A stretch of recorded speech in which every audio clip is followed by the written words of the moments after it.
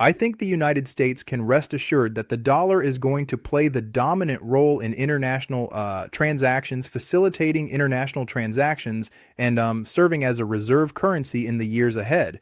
Um, I don't see that role being threatened by any development. All right, guys, so let's talk about what Janet Yellen just did, because what she just did is extremely dangerous to the dollar.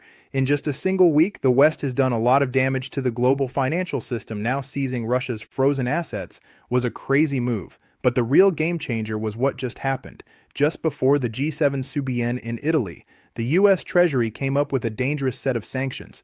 The target, of course, is Russia. The US has designated Russia as a full war economy, and this has big implications. By definition, it means that the Russian economic growth is powered by war, which isn't true. However, that's the narrative today. More importantly, it's an act to isolate them even further from the global financial system. And if you're trading with Russia, if your country dealing with them, you are directly aiding their economy, which is built on war. Now, obviously, this is part of a plan to eventually punish and contain China, but this scheme is going to backfire badly on the dollar. Over the past few days, we've heard rumors about the Saudis tearing apart the historic petrodollar agreement. Now here's the truth that is mostly hysteria. It was more of a mutual understanding than one single document signed by the president and the Saudi king.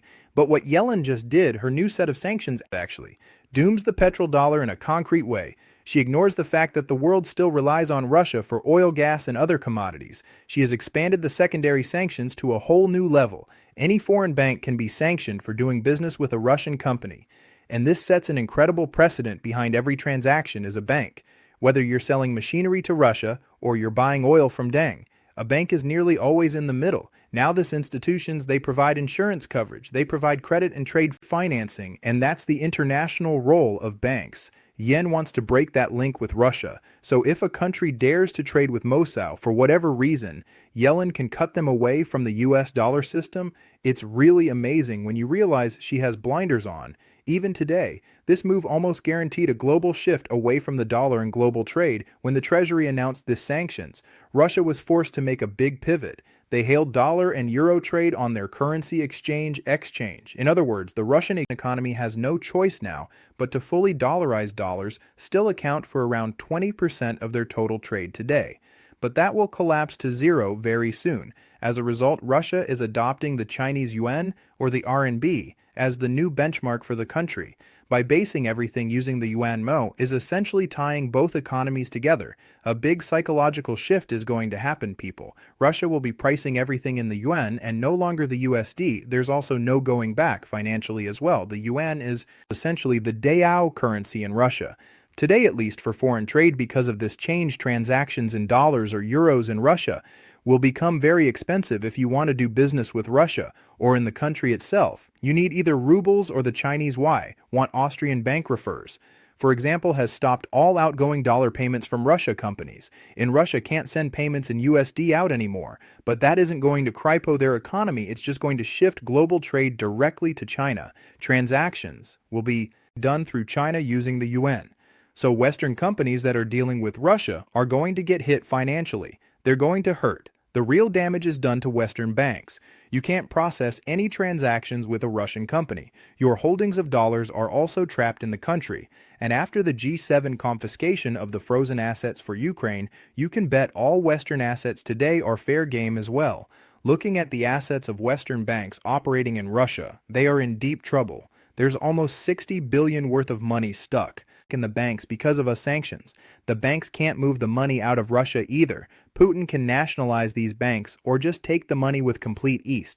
Ironically, yes, sanctions have helped Russia enforce their own confiscation of Western assets, but that's still nothing compared to the HER done to the petrodollar system. Now when we hear the term petrodollar, the first thing we think about is Saudi Arabia, the kingdom selling oil for dollars and taking the proceeds to buy us treasuries. In a nutshell, that's how the entire system works. But we shouldn't forget, Russia is also a big oil producer. In 23, Russia accounts for over 10% of global oil production, even more than Saudi Arabia. If we add China and Iran into the mix, that's almost 20% of oil price outside of the dollar. Now that Russia has stopped all $00 transactions, the only avenue left is the yuan and ruos, or Russian oil. The global majority still buys energy from Russia to buy and sell oil carros. You need a bank as an intermediary. So you can see how this set of sanctions is really self-sabotaging. The dollar countries that used to pay Russia dollars for their oil have to make a dramatic switch. Now they must transact in either rubles or more likely the Chinese yuan.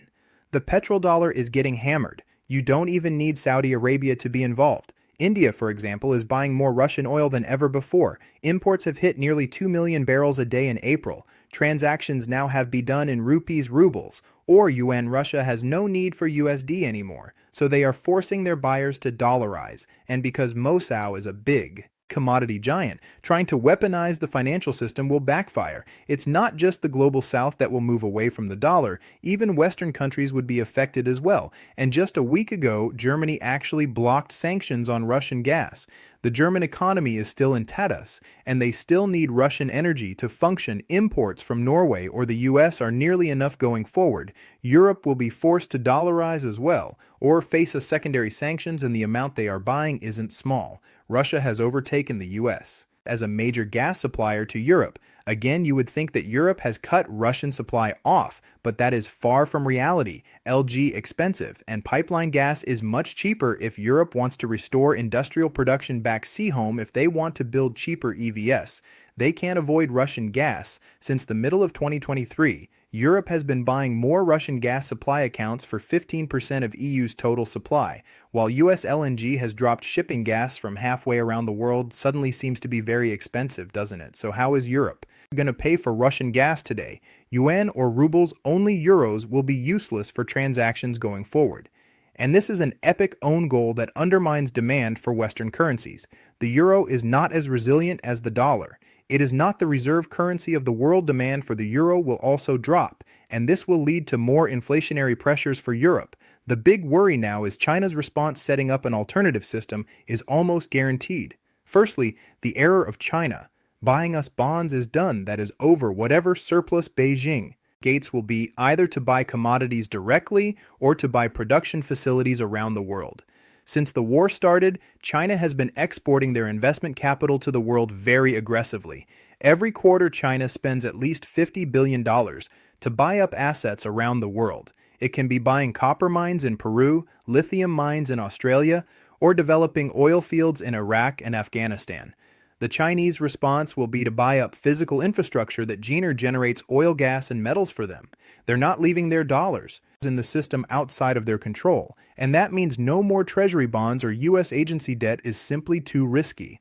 At this point, a few days back, Yellen also put China on blast. She's telegraphing the punch to everyone that the next target will likely be smaller Chinese banks, and these are the banks they playing waka with the U.S. A Beijing University recently published a report about how China can bypass the sanctions. Is as simple as using and setting up smaller banks is exactly what the U.S. is now targeting. They kind of know. Sanctioning a big Chinese bank is essentially a declaration of war. Global supply chains will break almost instantly, so the next best move is to play whack-a-mole with the smaller banks, but simply won't work. America's big problem today is how divided the world is because of the Ukraine war and the Gaza war. A lot of countries are TI of jumping through their hoops. Nations. They've all seen the effects of Western sanctions. They simply lead to high inflation for their economies, and when a new alternative financial system comes into play, we can expect the major powers to jump on board. They want to continue trading with Russia and, of course, China. The Ukraine Peace Summit is a perfect example of how divided the world truly is. If Yellen sanctions China, not everyone will be on board. The idea Saudi Arabia for one, is thinking independently outside of the West. Any credible process will need Russia's participation. We hope the outcomes of the summit reflect those aims. Thank you. As you heard from the Saudi foreign minister, the opinions of Russia and China are important, especially matters that concern them. Peace talks, for example, without the other participant, which is right. Russia is a pointless exercise. The signing of the joint communique for the summit also tells us everything we need to know. India, Saudi Arabia, Thailand, Indonesia, amongst others, and the UAE did not sign the document. Brazil didn't sign it either. Russia and China, of course, didn't attend. All of the BRICS countries rejected the Western framework of peace. This is a big signal of bifurcated war. Yellen imposing sanctions on global banks will get enormous pushback from these countries as well. 100%, especially when their own economies are on the line. Trying to break Russia through financial sanctions is a risky move that will backfire. They are too big of a commodity producer to be contained. It will only damage the petrodollar's reputation and force countries to transact in other currencies. Ironically, the big winner of this today will be the Chinese yuan. But let me know what you think. Did Yellen make a big mistake here? And is the petrodollar doomed? Let me know in the comments below. Stay safe. Be sure to smash the like button and subscribe as we navigate through these crazy times.